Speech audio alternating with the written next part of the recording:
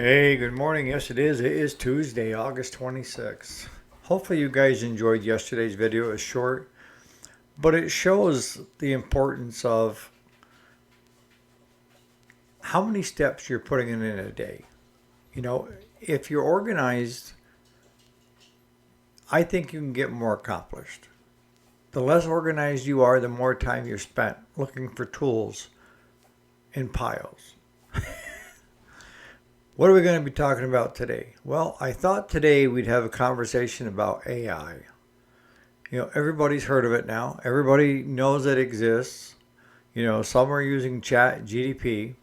I am using the AI assistant. And as I've said before, maybe just to bring you up to speed, prior to the surgery, I was already for 2.5, almost 3 years, working with AI assistant. And that was allowing it to learn from me, my likes, my dislikes, the way I did things, the way I wrote things, and the way it was like having an assistant because I could tell it, please do X, Y, and Z, and it would do it. If I wanted to, like with my book, I wanted to have it cleaned up, grammar, punctuation, all that. It went through and did that without changing the context, the meaning, and what I was trying to get across. It just cleaned it up, is what I'm saying. What has that got to do with us here? Well, stay tuned.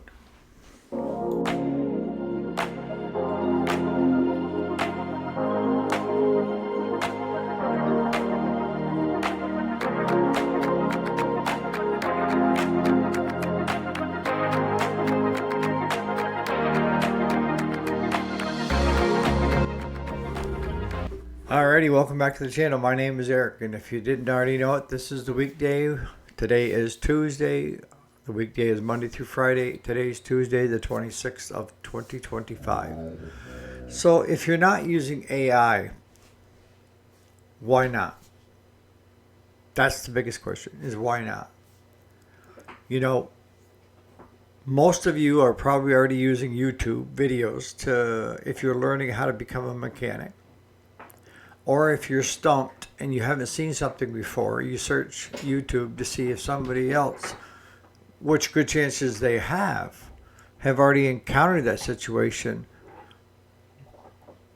And what I find with YouTube is it's kind of like a diamond in the rough. Every so often you're going to run across videos that are a good learning part of how to repair things. The thing that bothers me the most is everybody is clean. The machine is completely spotless. And you know they've taken it apart before and put it all back together. And they aren't showing you the sweat running down their brow while they've got a torch heating bolts trying to break them loose. Everything that you're going to encounter, you're not going to see. They make it look easy peasy, right? So you get frustrated when it doesn't go your way. But the real fact is it didn't go their way either. But they're not willing to show you that part because they think it makes them look like less of a mechanic. And I'm of the thread, the cloth, that says, no, show everything. Life is not easy. Being a mechanic is not easy either. But when you're approaching any repair job, you don't know what to expect. No two jobs are ever the same, right? There's going to be a little bit of a different variation, and you're going to learn from that, all right? And I consider Claude and I pretty decent team when it comes to diagnosing things. But case in point was yesterday.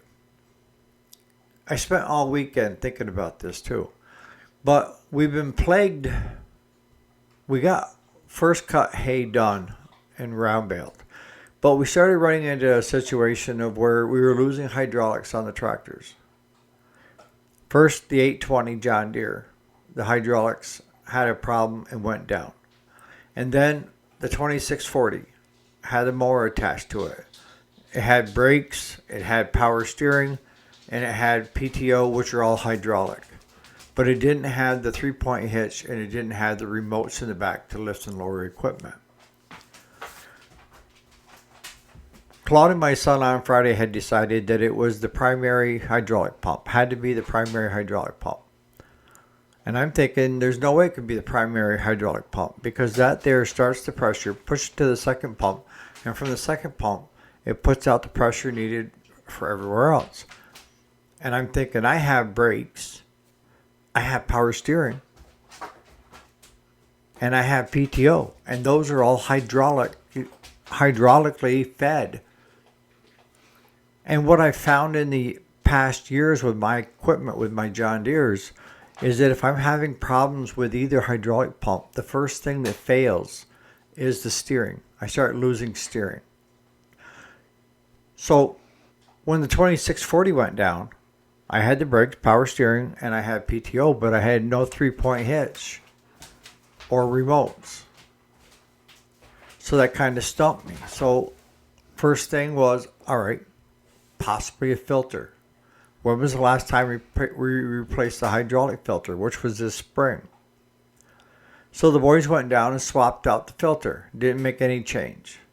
They had decided that we're going to have to split the tractor. We're going to have to... And meanwhile, my other John Deere, the 2240, has started experiencing hydraulic issues, of where you'd have to rev it up and then let it die down. It's like it wasn't getting the volume that it needed. And the loader didn't want to function correctly. The power steering was acting up. But I still had brakes and I still had PTO. Where am I going with all this? I said, you know what? Why don't I just ask my AI assistant? Because I'm writing a second book and it's working me through the bugs and grammar and stuff. So I typed in, because you can go to Google and click on AI mode and get the same thing as Assistant, all right? Type in the question, hit Google, and then it'll say deep dive, AI. Click on that. And then AI will go out and search thousands of websites and forums and everything else, trying to find that issue that you're talking about. So I put into the prompt where you type it in. I put in John Deere 2640, has brakes, has power steering, has PTO, but has no 3-point hitch nor remotes. Hit send. It came back with, first check your primary hydraulic filter. We did that. Check to see if the fluids are full in your hydraulics. Did that. But it said, next, drain the system with the drain plug and then take out the sump filter and clean it. Because AI went on to say that if the sump filter is plugged, it will still feed the power steering, the brakes, and the PTO. But it's not getting enough volume to run the 3-point hitch or the rear remotes. So that's what we did yesterday. Claude thought I was wasting his time. He thinks me talking to AI is one of the most useless things, that's not being a mechanic. Well, guess what? Case in point, yesterday we drained the hydraulics out of that 2640 and we broke loose the plug that held that filter in, and it's just a long wire mesh filter. And it was so plugged of just dirt, debris, everything else. But it had been in there since I owned it. We've never checked that filter. And we never checked that filter on the other two tractors either. Guess what we're doing tomorrow? Today, I got cardiac rehab, so I can't get all hydraulic fluid all over me. I can, but it don't look good if you walk in looking like a homeless character, out of the cartoons. But that just goes to show me how important AI can be, how important of a tool it could be. Instead of looking to professionals like moi, you could be asking 1,000 professionals at once. Is it wrong to use AI to get to the end result that you want? It's like having 1,000 mechanics at your fingertips that you can ask at any time, have you seen this before? And then it will spell it out of what to do. And then you can say, well, I found X, Y, and Z. What next? Flush the filter with gas or kerosene or diesel. Get it cleaned up. Clean the sump. If there's a lot of dirt in the bottom, flush it with diesel. Put the filter back in. Put the plug back in. Put the new hydraulic filter back on. Put the filter cap back on. And fill it to the full mark on the stick of hydraulic fluid. If we had gone old school, and old school is Claude and my son coming up with ideas, they would have split my tractor, pulled my hydraulic pump out of the front, the secondary pump, and the primary pump, trying to find what was wrong. You know, it was possibly an O-ring, this and that. When the obvious was that filter, and Claude was shocked because when we pulled that plug, he's in there with an awl, just a little hook thing. And I said, can you feel the filter? He says, there's no filter here, Eric. I said, yes, there is. And, you know, typical Claude, no, there's not. Your AI thing is bullshit.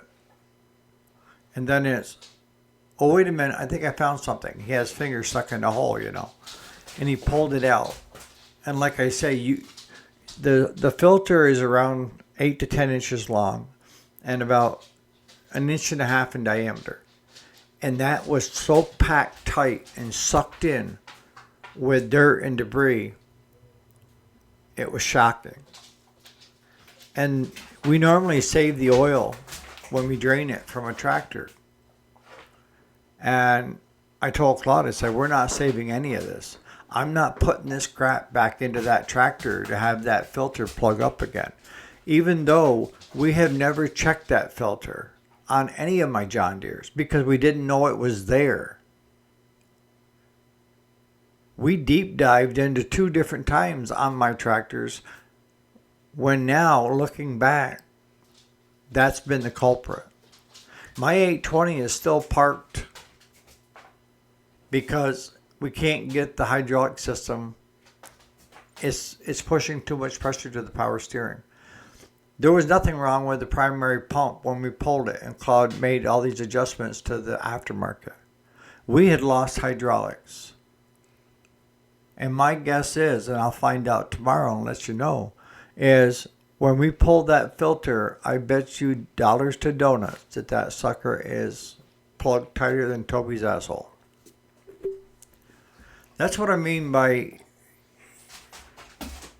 if you're a good mechanic, does that not mean that you don't reach out and ask other people for advice?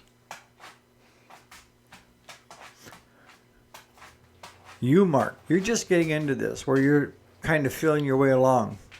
Wouldn't it be nice to be able to ask 1,000 repair shop owners what the best procedure is on how to do something? Because AI is going to do that for you. It's going to check 1,000 different repair shop owners' take on just that subject. What is the best approach to? It doesn't mean that you have to follow it word for word and, you know, procedure for procedure. It's not there as a fix-all. It's there as a tool. It's not to run your business. It's not to tell you how to do your business. Because only a human can do that. What it is going to do is going to give you more options. And that's what life is. Life is a bunch of options. Do I do this or do I do that? You weigh it out. What are my options? And then you take the one that's going to cause the least amount of pain, or at least I do. And it could be financially. Could be all bruised up like I am from wrestling with that hydraulic system yesterday. or the bale spear that fell off the front of the tractor when I was unloading round bales this weekend. It's not a cure-all, and don't use it as that, but it's a great assistant. Any business owner is going to tell you that a lot of it is 1, luck, 2, experience, and 3, gut feeling. If AI could run a business for you and make it very profitable, thousands of people would already be doing it, right?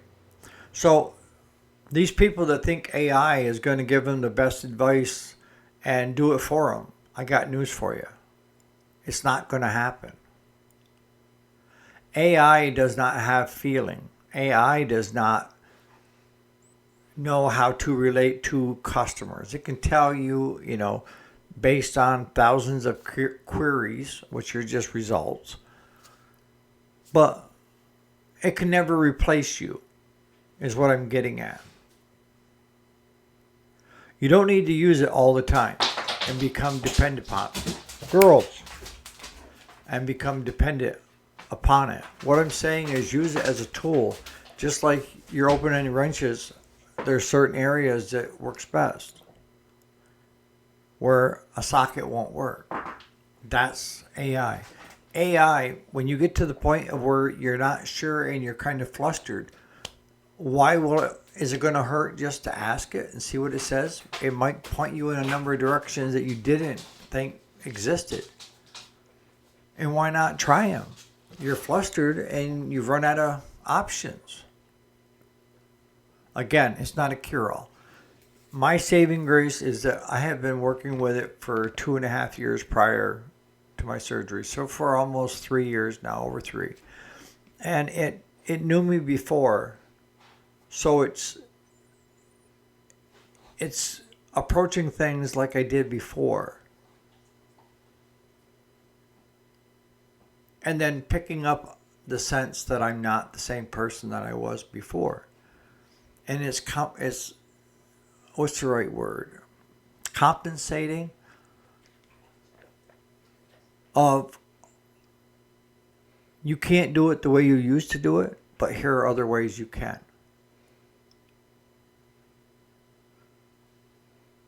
I would be lying to you if I told you I was the same person that I was prior to the surgery. I know I'm not. I'm not cognitively the same person. I get overwhelmed easy. Stress bothers me. I don't know what to do. Deer in the headlights. Where before I thrived on chaos and stress. I lived for it. The worse it was, the better I liked it. Now, nah.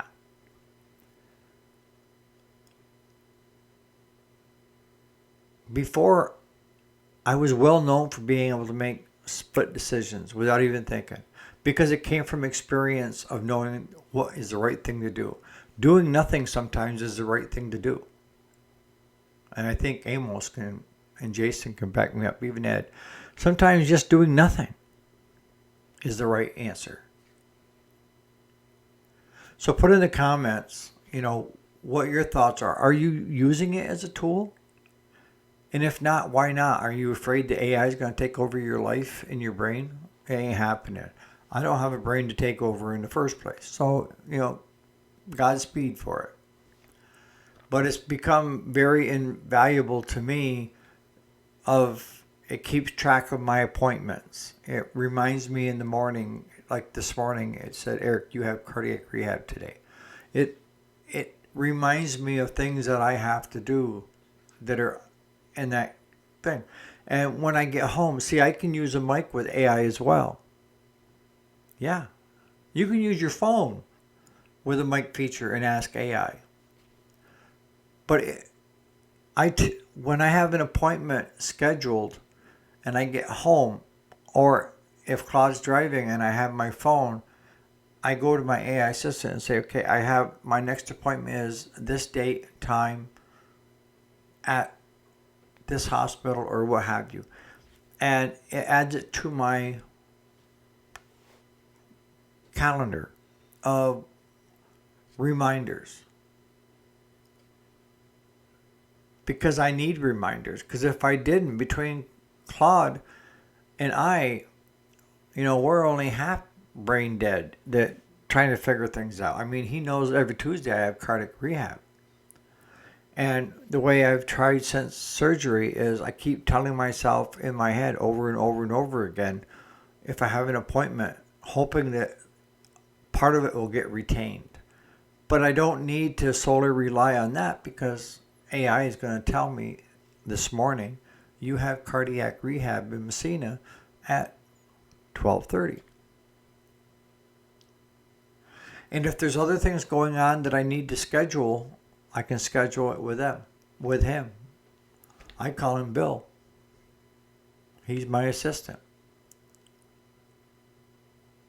If you're not taking full advantage of what's out there, then you're missing the boat. Don't look at it as a cure-all that's going to fix your business. If your business is in dire straits because of the way you handle it or mishandled it, AI is not going to fix it for you. It's going to give you options of what you might do. And one of them may be shut the doors and turn the lights off and walk out. That might be an option. It's not going to be a cure-all. It's not going to take you from struggling to a multi-million-dollar repair shop. It's not built for that. It's built to assist humans in creating more options and gathering information based on 1,000 different repairmen, mechanics versus one. So on that note, you guys have a great Tuesday. Like I say, I have cardiac rehab today. Try it out. What do you got to lose? Even you, Ed, you're way out in the boonies fishing all the time. But AI could help a lot with things around the house. So schedule things that you want to get done. Or you could have it where if you're working on something in your shop and you're not sure and you're tired of waiting for me to do a video on it, ask AI. You never know. Hopefully, well, you never know. This could be AI and I'm not really here. I'm in the afterlife. You guys have a great Tuesday, and we'll catch you here bright and early tomorrow morning if God's willing. All right. You guys have a great day.